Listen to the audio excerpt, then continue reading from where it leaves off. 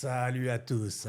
Hello los amigos. Donc on va faire un épisode comme le précédent que vous avez vu. Ouais. Donc j'espère que vous allez le voir. Qui sortira incessamment sous peu. chronologiquement. Donc on mettra un titre intéressant aussi. Hein. Donc voilà, on va répondre à... On va vu qu'à chaque fois dans les lives, on a 70 personnes dans les lives, les sessions live qu'on fait, on répond à toutes les questions, comme vous savez. Donc on voulait aussi faire un deuxième épisode, de répondre en gros à toutes les questions qui surviennent dans le live. Yes. Donc est-ce que tu es prêt, Abdel? Ouais. Ouais. Très prêt. Donc la question, on n'a pas répondu dans l'ancien live, c'est les 99 ans. Donc souvent on nous demande pourquoi 99 ans, Dubaï, comment on appelle ça déjà? C'est freehold. Freehold, ouais. Freehold ou pas freehold? Donc qu'est-ce que tu peux dire à ça? Non, c'est freehold, les gars. Hein. C'est freehold depuis très longtemps déjà. Tu as des zones qui sont pas freehold, mais c'est même pas une question de temps. En gros, tu as quelques zones qui sont vraiment, je les compte sur les doigts de la main, même pas. Ou si tu n'es pas originaire du GCC, donc le Golfe, Koweït, Qatar, Oman, Arabie Saoudite, j'en oublie, Émirats, bien évidemment. Et je crois que c'est bon, je les ai tous Qatar, Oman, Bahreïn, Saoudi, Ouais, Koweït. j'ai oublié Bahreïn, merci. Hormis ces zones-là, tu peux acheter à vie partout. Partout, donc tu vas avoir Al Barsha, une partie d'Al Barsha, qui est GCC only, Jumeirah. Maintenant, la mer et Jumeirah Living, tu peux acheter. Madinah Jumeirah Living. Je crois qu'à Mirdif aussi, tu as un endroit que pour les locaux. Je crois qu'à Abu Dhabi, tu dois avoir des zones aussi. Mais il y a beaucoup plus d'endroits. 95% de Dubaï, il est achetable, même plus, je crois, je dirais. Donc voilà, non, vous êtes propriétaire à vie, à part entière, comme si vous achetiez dans votre pays d'origine. Tu peux léguer ta propriété, tu peux la revendre, tu peux la louer, tu peux en faire ce que tu veux. Tu jouis de ta propriété comme tu veux, peu importe ta nationalité. À Sharjah, c'était un peu particulier. Sharjah, ils avaient c'était freehold que pour les Arabes. C'est marrant, c'est un peu le contre-pied de Dubaï. C'est-à-dire, il était préférable à l'époque à Sharjah d'acheter, si tu avais une double nationalité, d'acheter avec ton passeport du Maghreb. C'est incroyable ça, tu quand même. vois. Incroyable. Ouais, ils l'ont changé récemment. Ils l'ont changé il y a quoi? Il y a un an? Après avoir le projet, il y a un client à nous. Mazar. Il y a un client à nous, il a acheté là-bas. Ouais. Et ensuite, il a pris combien? Ça a doublé? Ouais, pas doublé, mais il a pris une belle plus-value. Je crois qu'il l'a acheté, si je dis pas de conneries, un petit peu en dessous d'1 million d'euros, 3 points et quelques. Et là, je crois qu'elles sont à 6. Ouais, si, c'est ça. Non, ça a doublé. Incroyable. Ça a doublé, ouais, elles sont à T'imagines, le mec, 5,8, 6.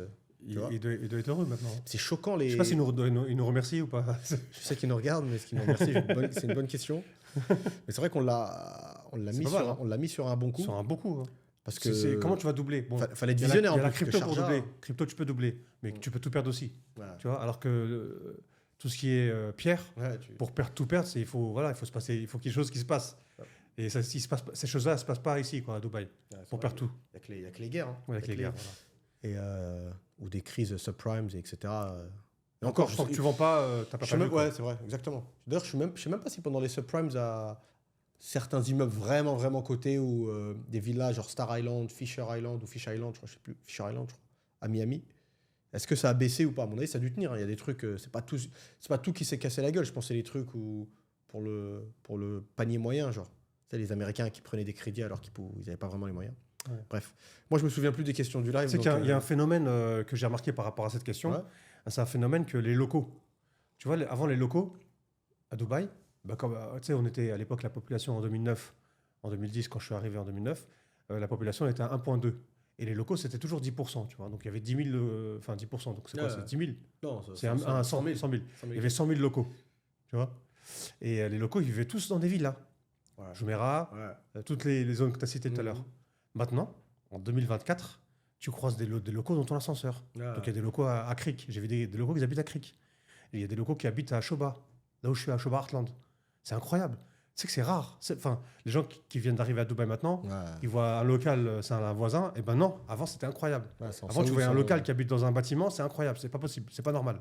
Avant, c'était souvent qu'ils venaient rendre visite à quelqu'un, ou une deuxième ou troisième femme. Parce que je me souviens, j'avais une voisine, c'était une Iranienne. Et son mari, c'était un local. Et c'était sa deuxième femme ou troisième femme. Et il venait genre une fois dans la semaine, un truc comme ça. Mais comme tu dis, ouais. Après, à mon avis, on n'a pas fait d'études. Ça, c'est... On réfléchit à voix haute, on va dire.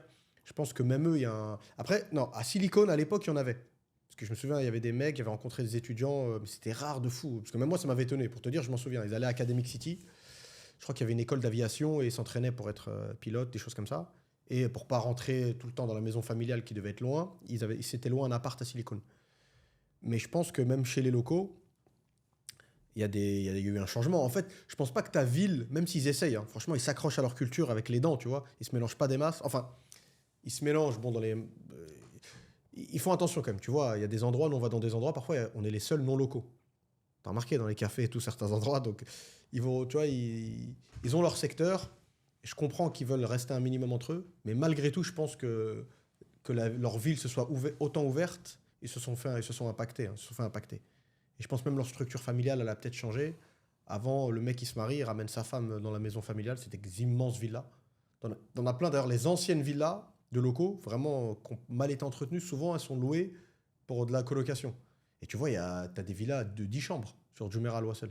Donc, il y avait une famille locale qui habitait, à mon avis, c'est la grand-mère, la famille. Il y a 3 générations qui habitent sous le même toit. Et peut-être même eux, leurs femmes, elles veulent plus vivre comme ça. Dans certains cas, elles veulent avoir une indépendance, pas avoir la belle doche, la belle-mère.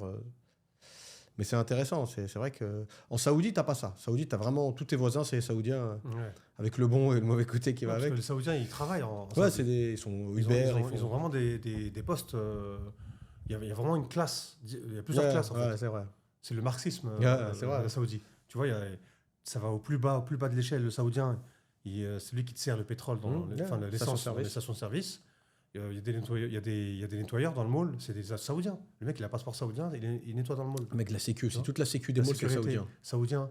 Tu vois. Et après, tu as le milliardaire saoudien, tu le vois jamais, un hélicoptère, voiture blindée, etc. Donc c'est vraiment... c'est le pays le plus normal du Golfe. Voilà. Qui ressemble aux autres pays. Parce que c'est vrai que Qatar, Koweït, Émirats, c'est spécial. Hein. Encore, Émirats, à mon avis, c'est Dubaï, Abu Dhabi. Un tout petit peu Sharjah et encore, mais Ajman, El Goem, c'est le bled. Hein.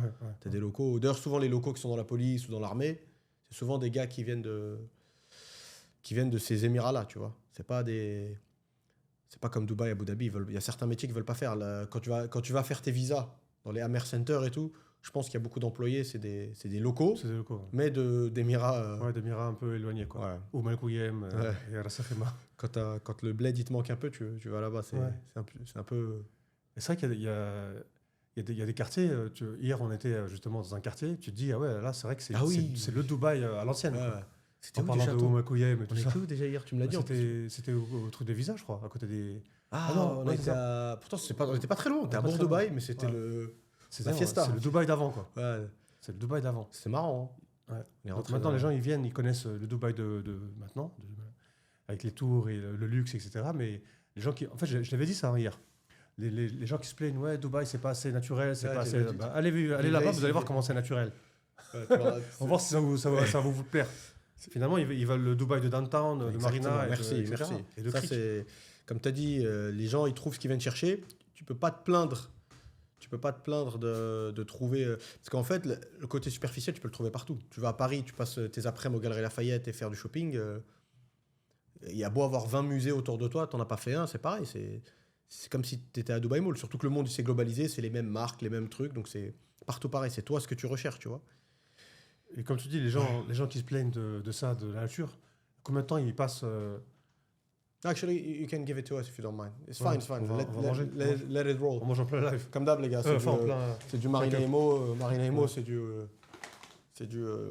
on n'a pas bouffé. Franchement, on a des longues journées. Hein.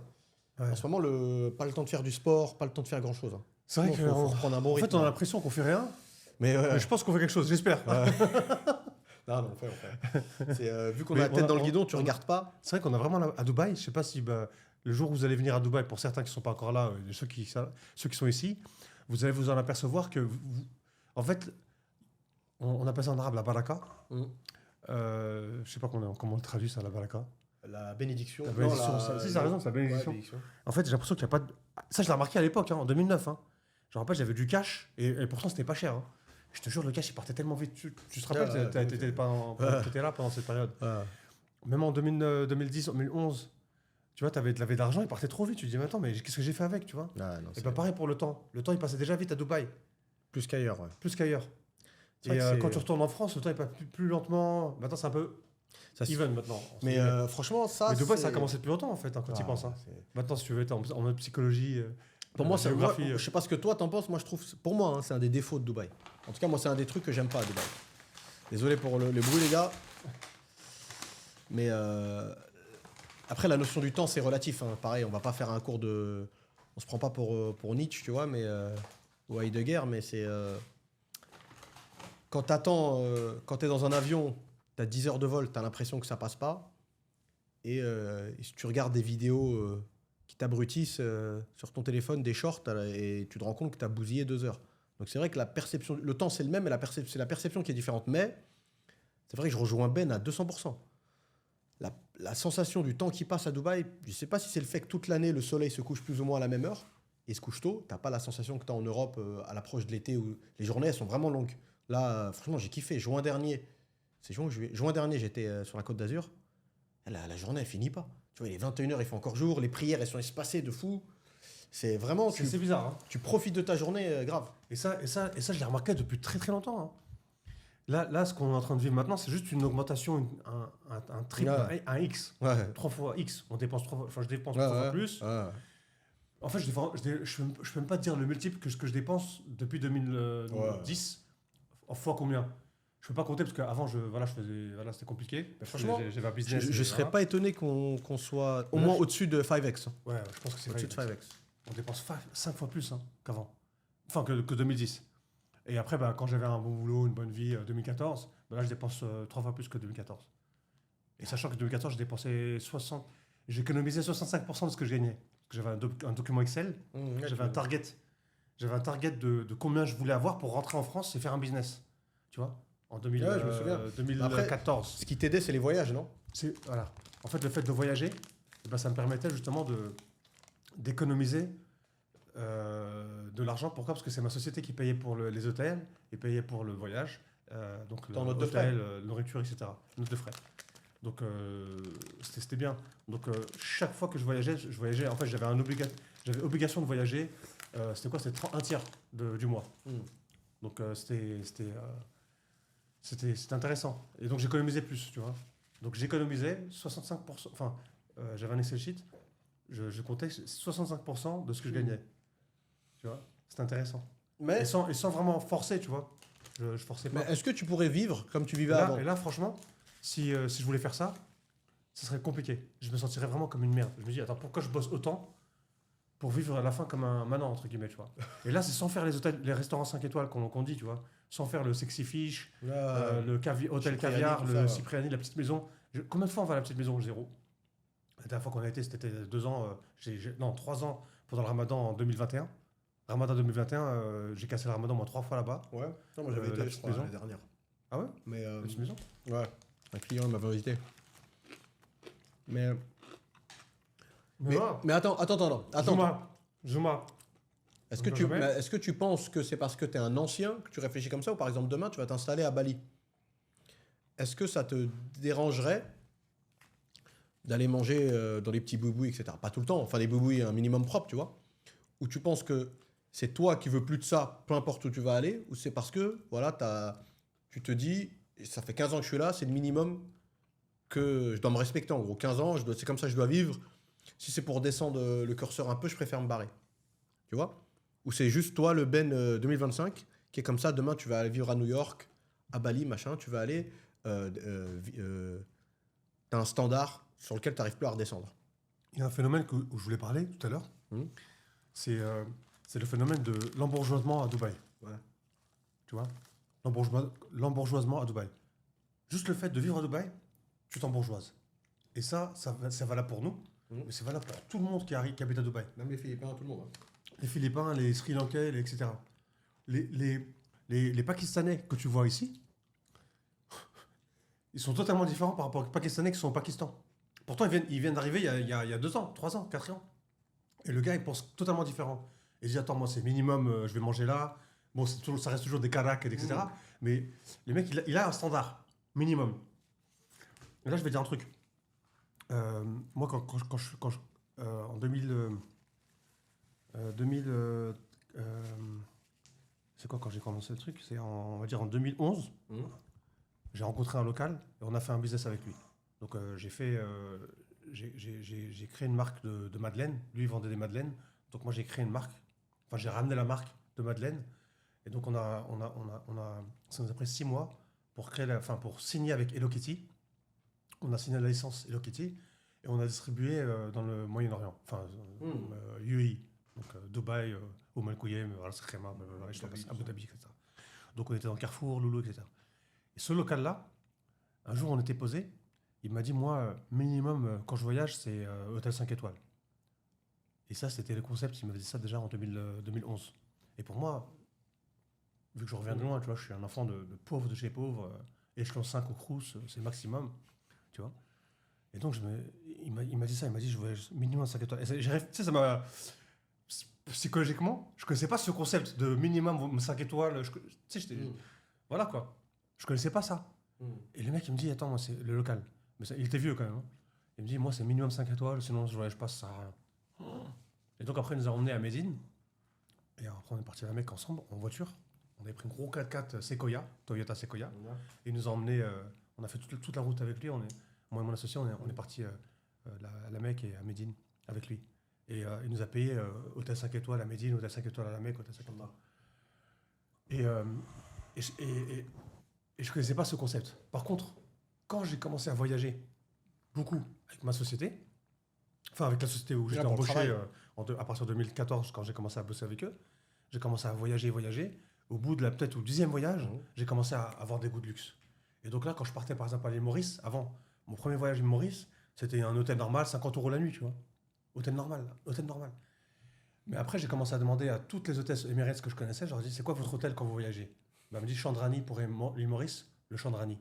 C'est quel hôtel où, même quand je partais en voyage, personnellement, donc quand j'étais à Hong Kong, je leur demandais, c'est quoi votre hôtel à Hong Kong? Elle me disait, c'est tel hôtel. Et tous les voyages, je voulais voyager. Là où il y avait les hôtesses.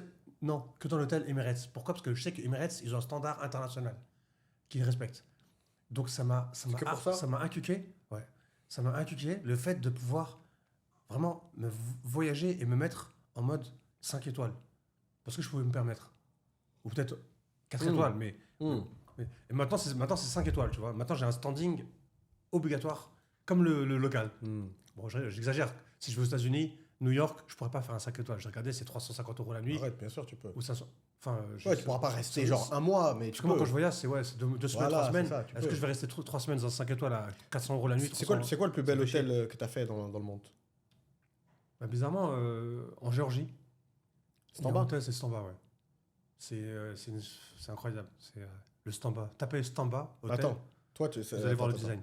Toi, tu juges. J'ai la meilleure chambre là-bas, parce qu'en fait, comme je les connais depuis 10 ans, enfin 12 ans maintenant, en Géorgie, ils me font des bons prix, et quand je vais là-bas, je suis traité comme l'euro. Toi, tu juges ton critère de jugement. Après, tu es en train de bouffer, désolé, je te pose la question au même moment. Ton critère de jugement, c'est le numéro 1, c'est le service. Ça veut dire, tu peux aller, on va dire, tu prends un hôtel, bon, tu le fais pas, mais si tu prendras un hôtel 3 étoiles, qui est un minimum propre, mais où tout le monde te connaît et que tout le monde connaît tes habitudes, ça te rendrait plus content que prendre un hôtel 4 étoiles où personne te calcule. Forcément, tu es un client. Toi, c'est le côté service à la personne que tu aimes, je crois, non? Moi, c'est les deux. C'est le service, mais c'est aussi le design, c'est les commodités, les facilités. Les facilities. C'est vrai qu'elle est belle. Tu m'avais montré la chambre. J'ai pas eu la chance de faire la Géorgie. Mais c'est vrai que c'était fait avec goût. Avec la baignoire en cuivre, là, c'est celui-là. Baignoire en cuivre. Dès que importé de UK. Dès que j'ai vu la douche aussi, de Westwood. Franchement, dès que j'ai vu la machine à café, la Marzocco. La machine à café, tu tapes le café tout seul. J'ai compris que c'était. Je regarde la télé. J'ai compris que c'était hauteur sous plafond de 4 mètres, 5 mètres. Encore le style, parce que c'était une ancienne usine. Encore le style industriel. Le déco, le luxe. Et après le service, ils te livrent ton dining en chambre. En chambre. Ouais, c'est bien fait. C'est bien fait. La bouffe, elle est bonne. Tu vois. Ouais. C'est tout un. Tu vois, par exemple, je voulais regarder combien ça coûtait parce que j'étais curieux. La suite. En fait, il y a des suites au Ritz-Carlton de New York. Et c'est la suite qui est tout le temps louée. C'est quoi? C'est Dior. Christian Dior. Elle n'est pas disponible toute l'année. Elle existe. Ouais. En fait, toutes les suites à $6,000 la journée, elles sont toutes prises. Non, mais New York, je crois que même le Four Seasons de New York, je crois qu'ils ont une chambre à $50,000 la nuit. Et moi, le plus bel hôtel que j'ai fait, je te dirais, c'est Hong Kong, je crois. J'ai la chance, j'ai fait le Rosewood de Hong Kong. Rosewood et Peninsula, franchement, j'étais impressionné. Vraiment bien. Après, moi, je trouve que même un 4 étoiles, c'est bien. Parce qu'après, le seul truc pour moi qui me rend vraiment fou dans les hôtels, c'est les longs check-in. Long check-in, c'est le seul truc sur lequel je suis regardant. Le reste, je ne veux pas dire je m'en fous, mais je veux pas genre qu'on me reconnaisse. C'est le mec qui connaît mes habitudes, il me ramène ça, ça me dérange pas, tu vois ça. Ouais, j'ai pas. Limite, au contraire, plus de discrétion, parce que ça me gêne. Quand il y a trop de services, bizarrement, je suis gêné, moi. J'avais fait le Siam à Bangkok, incroyable. Incroyable. Le Siam à Bangkok. Même le mandarin oriental était comme ça, c'est trop. Le mec, il arrive, il est à 90 degrés devant toi, il est plié et tout. C'est limite pareil. Et pareil, quand tu vois les voiturés, quand c'est les valettes, comment on appelle ça? Ouais, c'est les valets, je crois. Les mecs, tu vois, le mec, ça pourrait être ton daron. Après, c'est son métier, tu vois, mais ça pourrait être ton daron, il a 50 ans. Et encore, moi, ça va, je voyage léger, mais quand t'es avec la famille, il y a des valises 35 kilos. Tu vois, le mec, il veut se casser le dos et tout, ça me gêne. Limite, parfois, ma famille me le dit, pourquoi tu le portes? Tu portes ma valise tout seul, tu vois, ça me gêne.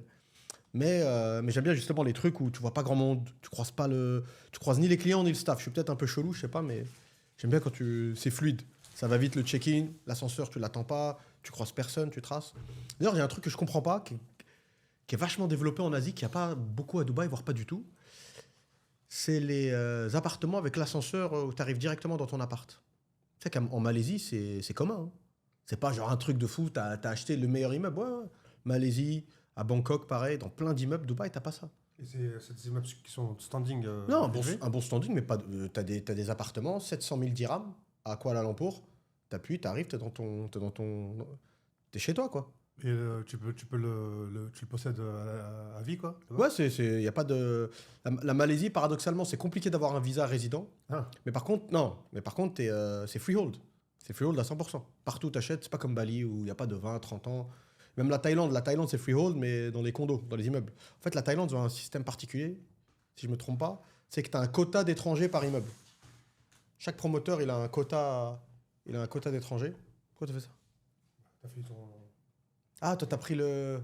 Ah, ok, d'accord, ok, j'avais pas capté.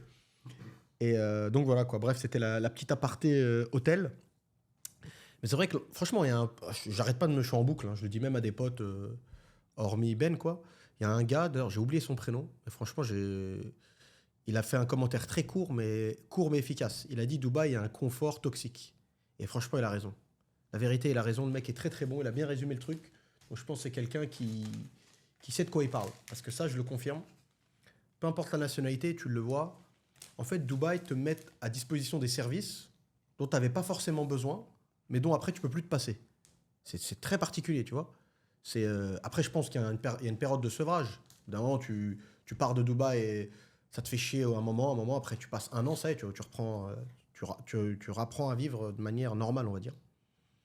Mais il y a un confort, et tu as bien fait de le préciser, ça touche tout le monde. Moi, je le vois, ne serait-ce que visuellement. Tu vois de plus en plus d'Indiens et de Philippins, déjà qui font des gosses. Avant, il n'y avait pas. Avant, c'était à la rigueur en mode célibataire, bachelor. Pourquoi pas y trouver une meuf. Si par inadvertance, elle tombe enceinte, elle part directement au pays et voilà, elle reste là-bas. Là, maintenant, c'est fini. Tu vas dans le mall, je vois des Philippins, ils font du shopping, ils vont chez Foot Locker, ils achètent des baskets, des trucs. Ça consomme. La dernière fois, j'ai fait un restaurant Texas Road, blindé de Philippins. Tu vois? Et ils n'ont pas des gros salaires, mais c'est, encore une fois, même eux, ils tombent dans le trap, dans le piège des cartes de crédit, du truc. C'est la force de Dubaï, du point de vue consommation capitaliste. Hein. Parce qu'après, d'un autre côté, ça peut être... En même temps, personne te force à... En vrai, personne te force à consommer. Personne te force à consommer. Mais vu que c'est bien fait, et le temps s'y prête, parce qu'en vrai, si tu prends article par article, à mon avis, Paris, c'est plus cher que Dubaï. Tout. Les cafés, les restos, les pâtisseries. Tu vois une belle pâtisserie, un afternoon tea dans un 5 étoiles à Paris, tu as bien vu, c'est 50 €. Tu vas au Peninsula, tu vas au Mandarin, etc. Mais déjà, Paris, il fait moche une bonne partie de l'année. T'as la flemme, truc, machin. Il y a plein de choses qui font que tu t'en fous, en fait. Tu peux rester chez toi à regarder un match de foot, c'est très bien, comme ça.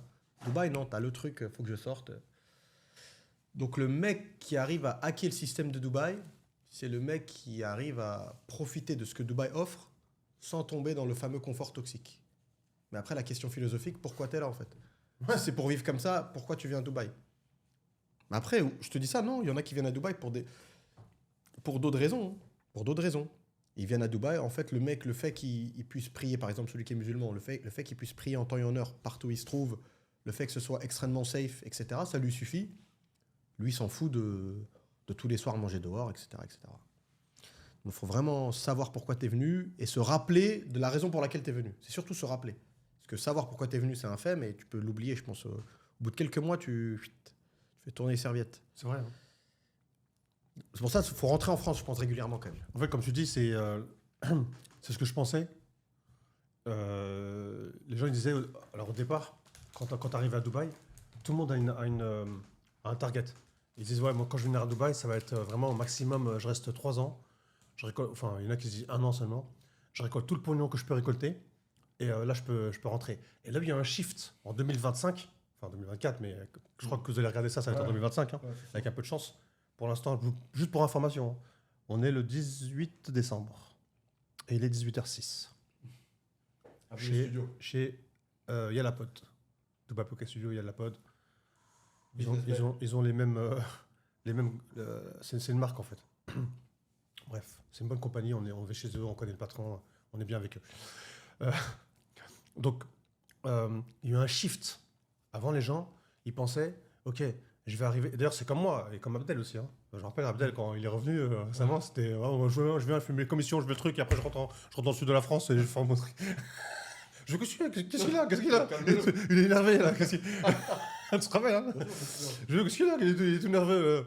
Après, j'ai réussi à le calmer, à le tenir à la langue, et maintenant, il est dans la mouise. Il est bloqué. Ouais, j'étais venu en mission. Ouais. Bon, ouais. Et c'est ça, en fait, le concept. Moi, je suis arrivé en 2009, je voulais être milliardaire, enfin millionnaire, parce que ça n'existait pas le milliard. Tu sais, maintenant, tout le monde est milliardaire, etc. À mon avis, d'ici 5 ans, ça va être trilliardaire. T'es trilliardaire? Oui, trilliardaire. Tu vois, on monte à notre palier de richesse et de minima, en fait. Donc voilà, en fait, je voulais être millionnaire. En 2009, j'avais un target. Moi, j'ai étudié, j'étais en Angleterre, j'ai appris beaucoup de langues, j'ai vraiment pas mal fait de taf. J'ai fait au moins 37, 38 boulots dans ma vie. C'est bon, je me suis dit, c'est bon, là, j'ai tout pour réussir. J'ai les clés en main, je suis formé, je suis motivé et j'y vais. Bon, 3 ans de souffrance, de business. J'ai essayé 5 business. Hein. En 3 ans, j'ai essayé 5 business. 5 business. Ceux qui sont intéressés par commentaire, on en fera une vidéo pour parler des business, ça serait intéressant. Vraiment, ce serait intéressant. Une vidéo pour parler des business que j'ai fait, j'aime bien. Mais dites-le nous par commentaire. Hein. 100 commentaires, non, 150 commentaires, donc je crois que c'est le maximum. Hein. Et ben, je ferai une vidéo que je parlerai des 5 business que j'ai commencé de 2009 pour 3 ans, donc 2009-2010 jusqu'à 2013. Après, j'étais obligé de repartir en mode employé, gagner de l'argent, parce que c'est vrai que c'est stressant d'être businessman à Dubaï, ça va vite, pour ceux qui connaissent. Bref, il y a eu un shift. Les gens, à l'époque, ils se disaient, moi j'arrive à Dubaï, je fais mon argent et après je repars dans mon pays en France et j'achète une ferme, j'ouvre un business et je vais réussir, etc. etc. Maintenant, c'est fini. Maintenant, c'est la merde où je suis, donc ça peut être la France, l'Allemagne, le Canada, parce que le Canada, ils veulent 50% aussi, les taxes. L'Angleterre, crise de tout, en fait. Ouais, une crise généralisée en Angleterre, guerre civile qui arrive, hein, je crois. Hein. C'est pour ça que j'ai peur d'y aller à Londres. Mais ça, c'est un autre débat. En gros, les gens, maintenant, ils viennent pour se sauver de la misère de leur pays. Alors qu'avant, les gens ils venaient à Dubaï pour gagner le maximum de pognon qu'ils peuvent prendre, économiser un maximum d'argent et repartir chez eux et vivre bien. Ils ont réussi à Dubaï, le gouvernement, il a réussi à changer la mentalité des gens qui viennent ici. Par contre, le concept est le même. Le concept des nouveaux arrivants à Dubaï est le même. Les gens, ils viennent en vacances, ils viennent voir leurs amis, 1 fois, 2 fois, il prend ses bagages et il vient ici.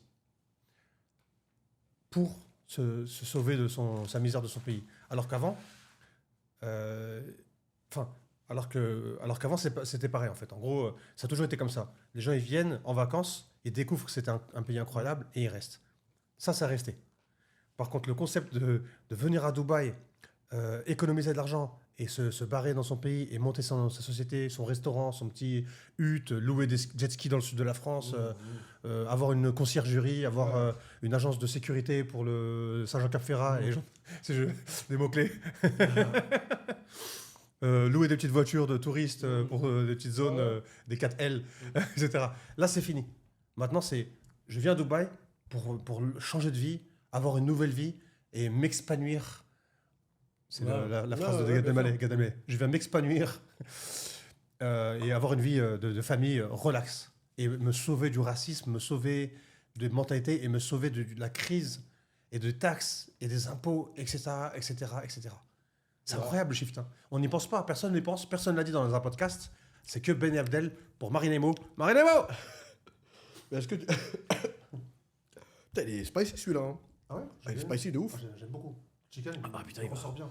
Je l'ai trouvé piquant. Il a du tonus. il a du caractère. Après, on dirait que tu parles d'un bon vin. Moi, je pense que... Ouais, non, t'as tout dit. J'ai du mal. T'as tout résumé. Mais une des chances de Dubaï, c'est que dans beaucoup de pays, ça se passe mal. C'est ça aussi, je pense, qu'ils jouent. Hein. En fait, Dubaï, ils ont réussi à se mettre dans une position. Bon peu de café. Mais c'est pour ça que tout le mérite leur revient, en fait. En partie. Tout le mérite leur revient. Parce que c'est comme... si tu veux recevoir... C'est comme dans le foot. Si tu veux recevoir une bonne passe, il faut être bien placé. Donc, même si la passe est bonne, il faut être mis au bon endroit. Et Dubaï s'est mis au bon endroit. Il a travaillé ces dernières décennies à se mettre au bon endroit. Il a traversé les critiques. Il s'est mis en danger, hein, à faire de la surmédiatisation, de la surpub, des trucs, d'être présent partout.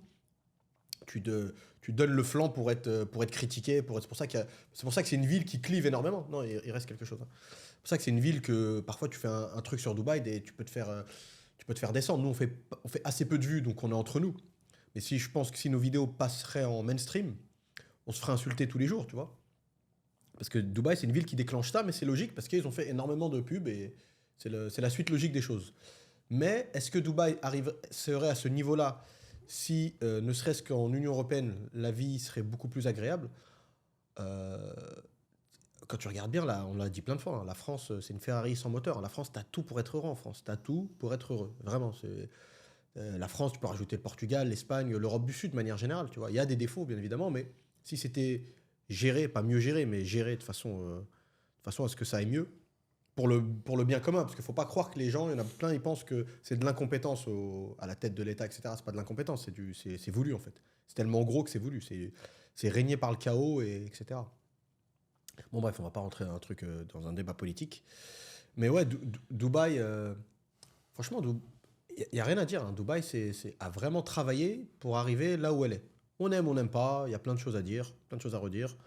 Mais elle va continuer de gagner par amour. Parfois, les gens vont aller à Dubaï parce qu'ils aiment Dubaï. Et il y a quand même des gens qui vont venir à Dubaï. On l'a dit plein de fois, ça part dépit. Il n'y a pas 30 000 endroits où tu peux aller en tant qu'actuellement francophone. Il n'y a pas beaucoup de destinations. Parce que tu as beau dire ce que tu veux. Quand tu as habité en France, même tu as habité dans un quartier, etc., tu es quand même habitué à un certain standard de vie. Tu peux pas... Il y en a, ils ont du mal à... Ils vivraient ça comme un rétrogradage. D'aller dans des pays où peut-être certaines infrastructures ne sont pas au rendez-vous. Donc pour cette raison, Dubaï va rester, je pense, encore une des destinations, au moins dans le top 3, top 5. Et je pense même, ils sont tellement bons que d'ici une dizaine d'années, ils vont attirer, encore une fois, ils vont taper sur des marchés qui étaient vierges auparavant. Ça veut dire, on le voit un petit peu à Abu Dhabi, mais c'est pas encore... parce que déjà, c'est une population qui voyage assez peu. Il y a beaucoup d'Américains qui n'ont même pas de passeport. En général, quand ils s'expatrient, c'est Porto Rico, c'est Mexique, etc. Mais moi, je suis persuadé qu'ils vont réussir à attirer le marché des Américains. De plus en plus d'Américains qui vont venir... là, ça paraît fou, parce que ça paraît loin, ça paraît exotique pour les Américains, mais ils vont réussir. Ils ont réussi avec les Italiens, qui est fou. Ils ont réussi avec les Allemands, etc. Je pense qu'ils vont réussir avec les Américains, avec les gens d'Amérique latine. Surtout, s'il y a bien des zones dans le monde où la sécurité est un point extrêmement important, c'est l'Amérique latine. Et les gens, ils sont obligés de dépenser des fortunes. Ils habitent dans des campagnes de fous au Brésil ou dans des résidences ultra surveillées au Mexique, etc. Je pense que ces gens-là, ils peuvent être séduits par Dubaï. Hein. Ils peuvent vraiment être séduits par Dubaï. C'est safe. Ceux qui ont gagné leur argent de façon douteuse, Dubaï, on en connaît. Hein. Moi, je connaissais un mec de Monterrey au Mexique. J'ai bien sympathisé avec lui d'ailleurs. Franchement, je ne l'ai pas vu venir. Je ne l'ai pas vu venir, un mec super bien éduqué. Pour ceux qui connaissent, il a étudié au Collège du Rosé. Le Collège du Rosé, c'est une des écoles les plus chères au monde. Si ce n'est la plus chère au monde, je crois. C'est à Gstaad. Ils ont un campus à Gstaad. C'est une école suisse, une école boarding school suisse. Mais petit à petit, en le fréquentant un petit peu, j'ai compris qu'il y avait un truc un peu chelou jusqu'au moment où j'ai vu le padré, j'ai vu le papa et j'ai compris tout de suite. Là. Donc bon, bref. Mais bon, bref, voilà. Quoi. Pour revenir, on est parti dans tous les sens. On a digressé comme pas possible. C'est ça le budget podcast. Ouais, voilà, c'est que justement, il n'y a pas de trame fixe. D'ailleurs, là, je veux dire, en fait, ce que tu es en train de dire, c'est que. Parce qu'on est en train de dire, c'est que la population à Dubaï, elle est en train de monter. Et en fait, à l'époque, ils voulaient. Franchement, c'est vrai que c'est fou quand même. On est passé d'un pays de vacances à un pays de vie. Et un pays pour se sauver. C'est ouf, hein. Un pays de la deuxième chance, en fait. Un pays de la deuxième chance. Donc, en fait, on n'a pas eu notre chance. On n'a pas réussi à trouver la sécurité dans le pays où on est. Parce que hier, j'étais à Dubai Mall. On était lundi. C'était quoi? Mardi. Mardi. Ah ouais, quand même. On était mardi. Ça va vite. Hein. De ouf. Ça va vite. Bref, hier, j'étais à Dubai Mall. On était mardi. Et je vois tout ce monde. Et je vois le monde. Après, il y a quoi? Il y avait, tu sais, pour le Noël, il y a des gens déguisés en Joker. Et ils dansent. Ils étaient avec toi. Feliz Navidad. Ah, bah, on est ensemble? Feliz Navidad. C'est avec toi. En train de chanter, là. Il y avait 8 personnes, de 8 danseurs qui dansaient avec de la musique. Comme en Europe, en fait. Comme aux États-Unis, comme à New York. Tu vois, Trump Tower, dans le mall du métro. Les mecs font de la patinoire, enfin, qui patin à glace. Dans le train London Gare, la gare de Londres, la gare de New York, je veux dire. Il y a des activités comme ça. Et ben, je me suis dit, ah ouais. Donc, maintenant, on est passé d'un pays de vacances à un pays de vie, à un pays où on doit payer pour la sécurité. En fait, là, Dubaï, c'est en train de devenir un pays ultra sécurisé, comme la Suisse. Tu vois, tu vas en Suisse, je pense pas, bon, je m'y connais pas trop, mais je pense pas que tu vas te faire agresser, ils vont te voler ta montre, etc. etc. Non, agression, non, mais il y a du pickpocket. Il y a du pickpocket, ok. Bah, à Dubaï, il n'y en a pas. Enfin, au moins, c'est pas comme ça, il prend pas dans tes poches, il va te les prendre d'une autre façon. Voilà. Et donc, le prix de la sécurité, je voyais les enfants qui couraient tout seuls dans le mall, les parents, ils n'étaient pas à côté. Donc, tu vois, là, les parents, ils ont confiance dans le Dubaï Mall, ils laissent leurs enfants gambader, courir et tout, ils les laissent et ils les surveillent même pas, tu vois, ils parlaient entre adultes. Tu vois leurs enfants, plein d'enfants partout qui couraient, ça chantait, ça dansait au milieu de Dubaï Mall, à côté de Puma. Et là, c'est incroyable, tu te dis, ah ouais, ok, bah, c'est l'Europe. Et en fait, bah, les gens, ils viennent avec leur famille, c'est le pays de la deuxième chance, où on s'offre la sécurité à prix très fort. Capital. Capital. On s'offre la sécurité à prix de bar, Golden Bar. C'est ça, hein? Parce que c'est fini, Dubaï, d'avant, où ton loyer, on payait combien? 3500 le loyer pour une chambre d'hôtel. Bon, c'est ce que je payais, tu vois, avec le nettoyage de la chambre et tout. Je payais ça, 3500 dirhams. Je payais ma chambre d'hôtel nettoyée. Elle était cool, ma chambre d'hôtel. Hein. Et au mois, 3500 dirhams, le mois, je payais. Et toute charge comprise. C'est-à-dire que t'as le wifi, t'as l'électricité, t'as tout. Quoi. Le wifi, je sais pas s'il y avait... Non, il n'y avait pas de wifi. Il n'y avait pas de wifi dans l'hôtel? Il n'y avait pas de wifi. C'était la réception, en fait. Ah, fallait c'est pour ça que tout le monde bossait à DIP, là. Truc où t'étais, Et après, bah, t'avais une piscine. Et les gens, ils sont assis à la piscine. Et même la nuit, hein. Et ils s'assuient à la piscine, et ils mangeaient là-bas, et ils bossaient. Ok. Parce que t'avais Internet. Et tu pouvais te faire délivrer une omelette pour 12 dirhams. Une omelette. Et là, je te parle de ça en 2012. Une omelette à 12 dirhams. Ah, c'est l'époque. Et tu peux te faire livrer aussi un café latte pour 6 dirhams. 6 dirhams, un café latte. Il était bon. On est à 28, hein. 28-30. Oh, après, là, tu peux encore... tu vas à Zabil. Wanzabil, on était là. C'était quoi? C'était 40-50. Hein. Et le café était flingué. Incroyable. Mais franchement, moi, je pense que pourtant, c'est pas notre but. Mais comment ils ont fait pour shifter d'un pays en vacances et d'une... Moi, je pense que ça va avec, Ben. Hein, parce qu'en fait, tu t'y sens bien. D'ailleurs, ça, c'est un business model qui devrait être reproduit par des pays qui veulent attirer des expats. C'est pour ça, je pense que par exemple, le Maroc, il a une carte à jouer. On en avait parlé dans un live. Le titre de ce podcast, c'est de 1,2 million d'habitants à 4,5 millions. Voilà. T'as trouvé. En fait, le truc, c'est qu'il faut le vouloir. Mais je pense que si des gouvernements, autres que celui des Émirats et autres que celui de la ville de Dubaï, parce que la stratégie de Dubaï est complètement différente de celle d'Abu Dhabi, par exemple, faut le vouloir. Mais attention, la différence de Dubaï avec plein d'autres pays, c'est qu'elle est... En fait, Dubaï, elle n'avait pas grand-chose. Je ne sais pas comment vous expliquer. En fait, Dubaï, pourquoi c'est bien Dubaï dans un certain cas, c'est que Dubaï, elle est dans une situation de besoin. Ça veut dire Dubaï, elle fait tout pour attirer les gens, parce qu'elle en a besoin. Elle s'est mise en danger, en fait. Elle aurait pu faire un développement à la Bahreïn. On se développe un petit peu, quelques parcs d'attractions, la Formule 1, 2-3 bricoles, et voilà, on s'arrête là, tu vois. Et non, ils ont poussé le curseur. Ça veut dire Dubaï, là, vraiment, pour le coup, eux, ils sont dans la merde si tous les expats partent. Eux, ils sont dans la merde. À chaque fois, on dit oui, si les Français arrêtent d'acheter, ça fait rien, etc. D'accord. Mais si les expats, de manière générale, quittent Dubaï, Dubaï est dans une merde pas possible. Tout le business model de Dubaï s'écroule parce qu'il est basé que là-dessus. Ils ont trop développé la ville. Il y a des infrastructures faites pour accueillir justement des millions de personnes et continuent de les augmenter. Et si la mayonnaise ne prend pas, c'est un échec. C'est un vrai échec. Donc, grâce à ça, ils font tout en œuvre.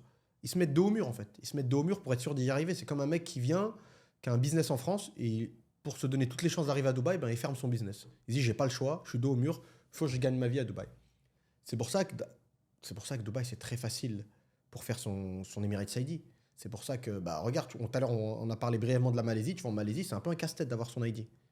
Pourquoi ? Parce qu'ils n'ont pas les mêmes besoins. Ils ont une population locale qui est assez grande, etc. Dubaï, ils ont un réel besoin. Ils ont tout fait dans ce sens-là. Et pour revenir au business model de passer, de switcher de vacances à destination. En fait, je vais te dire un truc, Ben.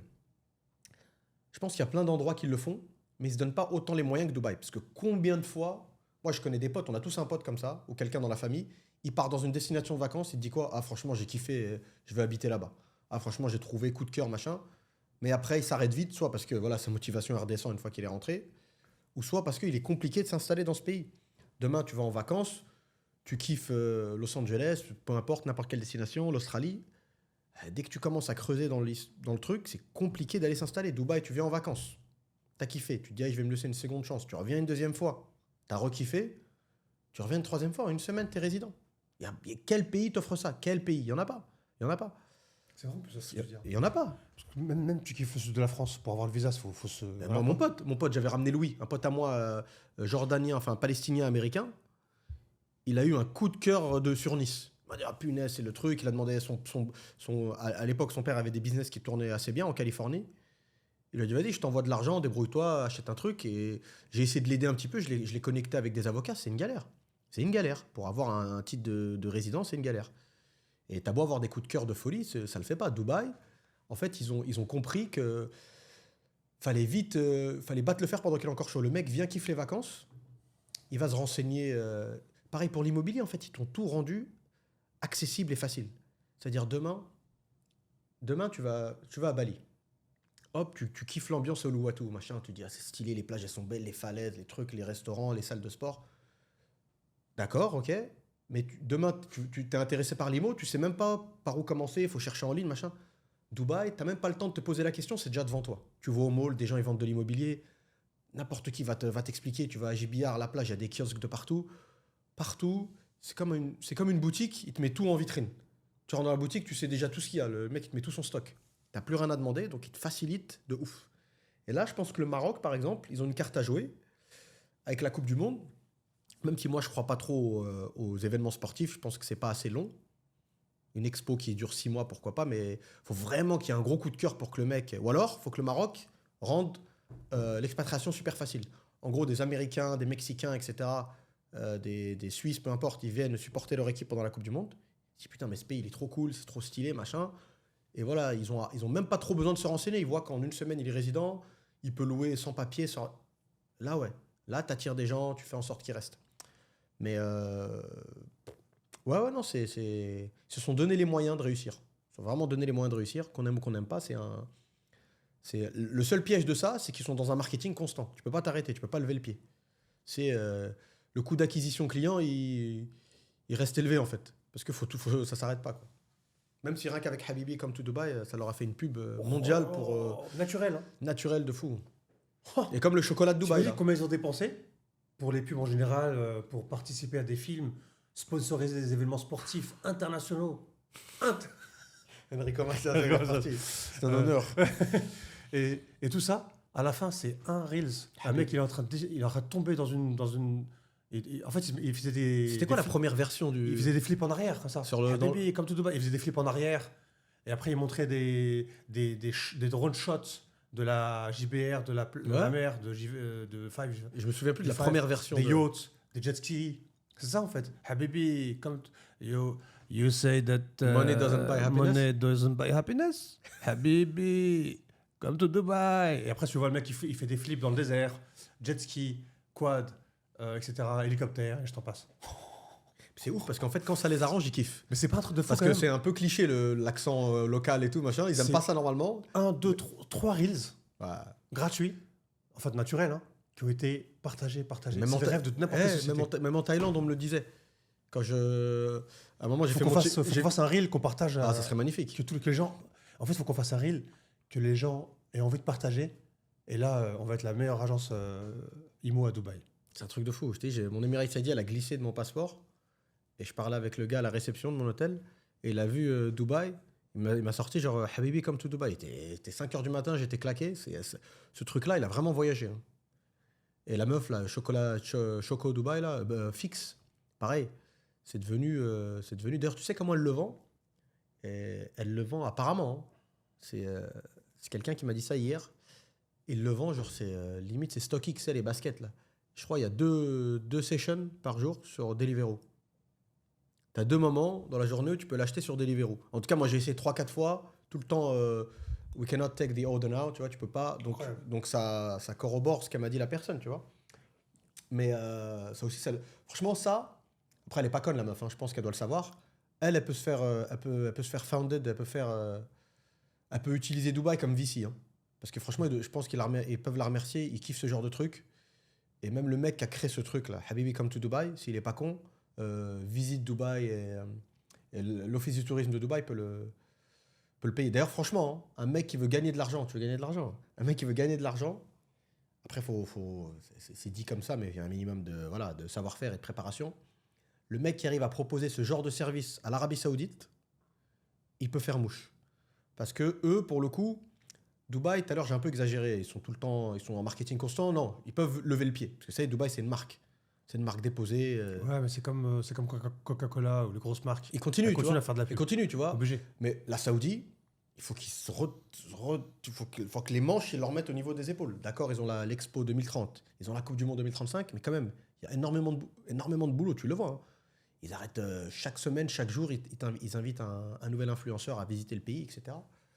Mais la personne qui arrive à proposer des services qui met en valeur le pays et qui donne une attractivité au pays, je pense qu'elle peut gagner énormément d'argent. Parce que ça, c'est des budgets sur lesquels ils ne lésinent pas. Je crois après, voilà, je te prends un exemple ultime.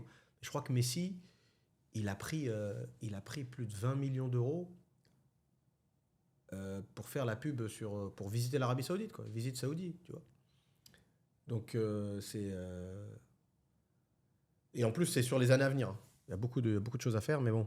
Je sais même plus, on avait démarré sur quoi? On avait démarré sur les questions des lives. Non, là, ce que je peux dire, c'est que là, on est en train d'évoluer sur la question d'après, la transition. On a transité, en fait, sur la question qu'on nous pose souvent dans les lives. C'est on dit, mais attendez, là, je roule en voiture, construction. Je fais encore 20 km, construction. Il y a tellement de construction à Dubaï. Est-ce que c'est pas un risque qu'à la fin, il n'y a pas assez de gens pour acheter et à la fin, c'est faillite parce qu'il y a trop de construction par rapport aux gens qui habitent. Ah, c'est vrai, putain. T'as une bonne mémoire, je l'avais oublié ça. On se transite. Non, mais il y a encore plein de questions que j'ai. On peut faire au moins 20 Ouais. épisodes sur que les questions Des lives. Donc il y a tellement. Là, on peut transiter sur cette question-là et tout le monde nous la pose. Et en plus, on nous la pose depuis le début et jusqu'à maintenant. Tous les lives. C'est vrai que c'est une question. Il faut savoir qu'on poste plus les lives. Malheureusement, on les poste plus. Donc, ajoutez-nous sur. Enfin, comment on dit Abonnez-vous. Abonnez-vous à la chaîne et activez la cloche de notification parce qu'à chaque fois qu'il y a un live, on prévoit 24 heures à l'avance, etc.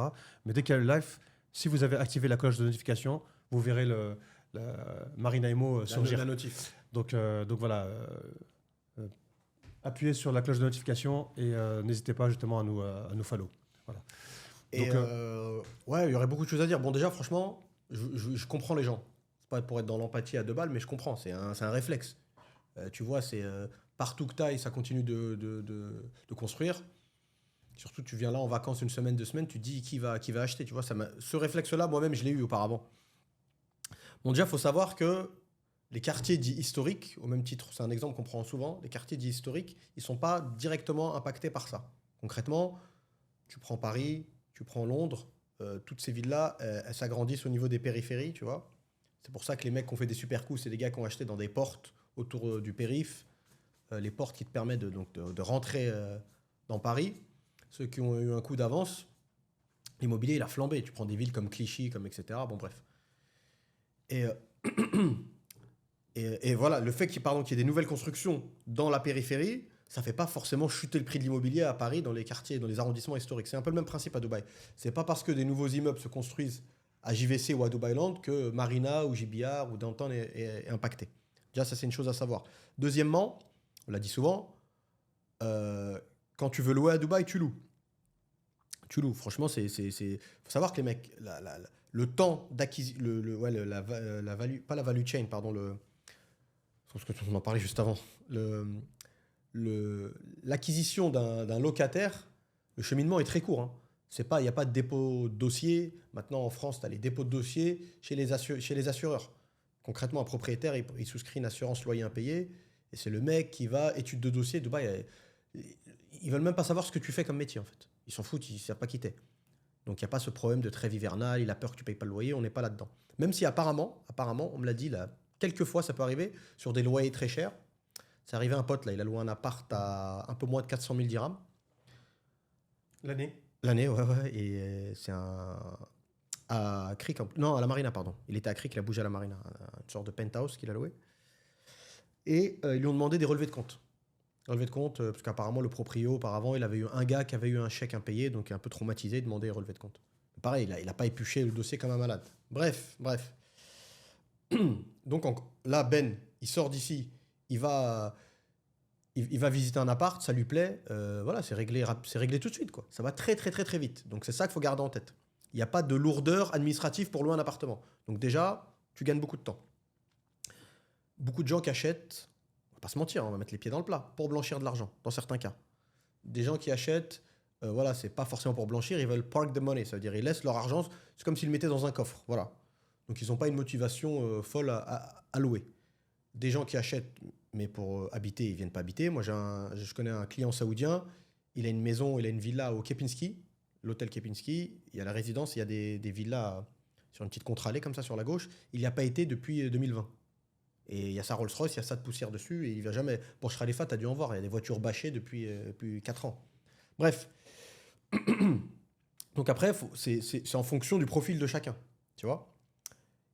Et la population ne cesse d'augmenter, les gens ne cessent d'arriver, et c'est les chaises musicales. À Dubaï, étant donné que les loyers ne sont pas figés, le mec qui habite à Business Bay, s'il n'a pas changé de boulot, comme avant, c'est vrai que tu pouvais changer de boulot, Ben en a déjà parlé, assez régulièrement. Le marché, il était très vivace. Et avec souvent des augmentations de salaire qui vont avec, donc des upgrades. Tu veux un plus bel appart, tu veux une plus belle tour, donc tu changes d'appart. C'est peut-être un peu moins le cas, mais parfois c'est le cas en ce moment, mais dans le sens inverse. Le mec, son loyer, il augmente, lui, son salaire, il n'a pas augmenté, il ne peut plus suivre, hop, un petit rétrogradage, il descend d'un cran, il va dans un autre quartier. Il passe de Maiden à JVC, tu vois. Il y a énormément de gens qui arrivent, encore une fois, on le répète. L'Inde, c'est un vivier de population pour les Émirats qui ne s'arrêtera jamais. Et qu'est-ce qu'on peut vous dire de plus ? La seule chose, on ne va pas se mentir, la chose qui est vraie, c'est qu'il y a des appartements qui se prêtent, selon nous, des biens de manière générale qui se prêtent à la rentabilité locative, ok. Et dans ces cas-là, peu importe dans certains cas le nombre d'unités livrées, si tu fais un minimum d'efforts, dans un certain cas une petite déco sympa, et très important encore une fois, le placer dans la bonne agence, tu vas louer et tu feras ta bonne renta. Tu ne feras pas forcément tes 2 chiffres, même tu es à 7% net, ça reste très bien quand tu compares à ce qui est proposé dans le monde. Et tu as des biens qui se prêtent à la revente. Quand tu veux, tout à l'heure, Ben, il parlait de Crick. Crick, c'est typiquement le quartier de end-user. Les mecs, si vous voulez acheter pour revendre, pas forcément un flip, tu revends dans 1 an ou avant même que ce soit livré. Non, tu veux être amené à revendre n'importe quand. Tu veux quelque chose de liquide, c'est bien d'acheter dans les quartiers de end-user. Si tu veux sortir par le haut, j'entends bien. Parce que concrètement, on en a déjà parlé, quartier de end-user, tu vas avoir des familles, souvent, qui se projettent pour habiter. Donc ils ne sont pas là à suivre le marché, ils n'ont pas épluché tout, etc. Ça veut dire qu'ils fonctionnent au coup de cœur. il fonctionne très souvent au coup de cœur, donc tu peux souvent revendre plus cher que tu as acheté, etc., etc. Et on prend souvent cette analogie de le pantalon à une jambe de l'autre, là, Atali. Tu as des appartements, c'est un peu des produits financiers, tu vois.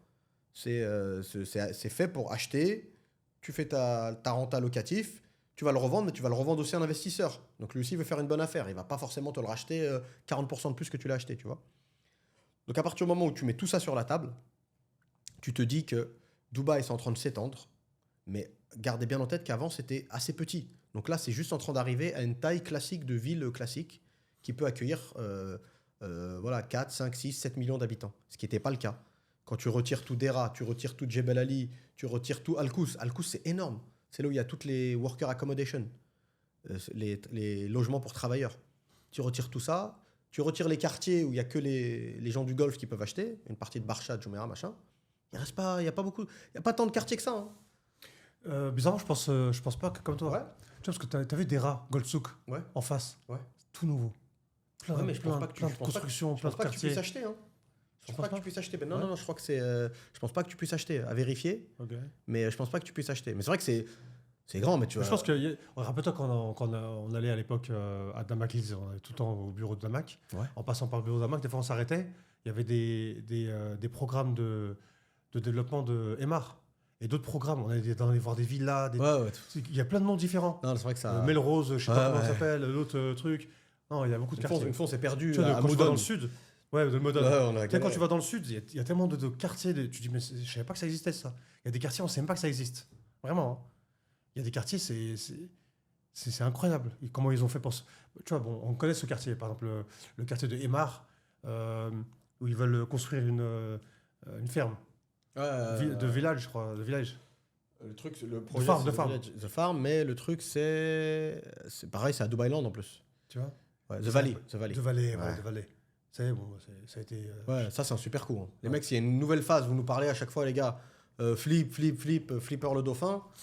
S'il y a un lancement The Valley, contactez-nous, on vous le dira à la rigueur. Ça, t'y vas les yeux fermés, vraiment. Tranquille. Tu vois, c'est pareil pour Arabian Ranches. Avant, il y avait le 1. Ils ont construit le 2. Je connais un mec qui s'est positionné sur ça. Mais après, le gars, il bossait dans ma boîte. Et il s'était lâché. Le mec, il en a eu marre d'être pauvre. Il a pris un crédit sur crédit. Il a acheté au moins 5-6 villas, 5-6 appartements. Et après, il a commencé à les louer et tout. Et dès qu'il y a eu un peu de crise, un peu de truc, voilà, après, il s'est barré. Mais c'est ça le truc, c'est que le mec, il a trop été ambitieux. Il faut y aller crescendo. Et après, il s'est passé ce qui s'est passé. Tu ne pouvais pas imaginer, tu vois. Mais il y a des quartiers qui surgissent de nulle part, tu vois. Le Arabian Ranches 3 aussi maintenant. Et après, je sais pas, ils vont faire Arabian Ranches 4 peut-être. Voilà. C'est incroyable. Les projets qui viennent. Là, ce qu'on disait, en fait, c'est dès qu'il y a une villa à vendre, donc quartier villa, il faut acheter. Parce que les villas, ça commence à être de plus en plus rare. Et c'est vraiment ça qu'il faut acheter, en fait. C'est les projets villas. Les projets où il y a des villas. On en a quelques-uns. Donc, si vous voulez acheter un projet à Dubaï, on est là pour ça. On est là pour vous aider. Marine et Mo, je pense que voilà, ça fait déjà 2 ans que vous nous suivez. Pour certaines personnes, on est vraiment sérieux. On est là pour ça et on est une bonne agence à Dubaï. Donc voilà, c'est ce qu'on fait. Et aussi, on travaille avec un partenaire qui monte des sociétés à Dubaï. Pour ceux qui veulent avoir le visa ou qui veulent avoir une activité à Dubaï, à travers un partenaire. Donc, contactez-nous en description, vous allez voir le numéro. Contactez-nous pour monter une société à Dubaï. On crée des sociétés pour vous à Dubaï. Pas Marina Imo, c'est un partenaire à nous, très sérieux. Et voilà. Il y a certaines personnes de la chaîne qui passent avec lui. Récemment, il y a quelqu'un qui a... Et voilà. Donc, ceci étant dit, il y a une question qui revient aussi souvent, et je pense qu'on finira parce que ça fera 1 heure. Yes. Donc, dans 2 minutes, c'est 1 heure déjà, ça va vite. Donc, une question qui revient souvent, c'est est-ce que je peux payer en crypto? Et si oui, quel est le process? Donc, à chaque fois, on le... Siri qui s'est mis en place. On le décrit. Et à chaque fois, on le dit, et à chaque fois, on nous répète. Donc là, on va essayer de répondre une bonne fois pour toutes. Donc, vous avez intérêt à suivre. Il faut la regarder, il faut la faire tourner, la vidéo. Donc, est-ce qu'on peut répondre? Est-ce qu'on peut bien sûr, payer en crypto? Tu peux payer en crypto. Tu as quelques promoteurs qui l'acceptent en direct. Donc, il n'y a aucun frais annexe. OK. En général, c'est USDT. Ou alors, il passe par un agent, tierce personne. Je l'avais fait. Le dernier que j'ai fait, c'est Ellington. Et, pardon, l'agent est venu. Ça s'est fait sur place. Donc, il était assis dans le bureau. Le client n'était même pas là. il y avait un ami à lui qui est quand même venu. Il était un peu stressé, c'est vrai, c'était la première fois. Et il a fait l'agent, donc la tierce personne, a envoyé son wallet à l'acheteur. Hop, il lui a envoyé, il lui a chargé 3% et il a payé par carte.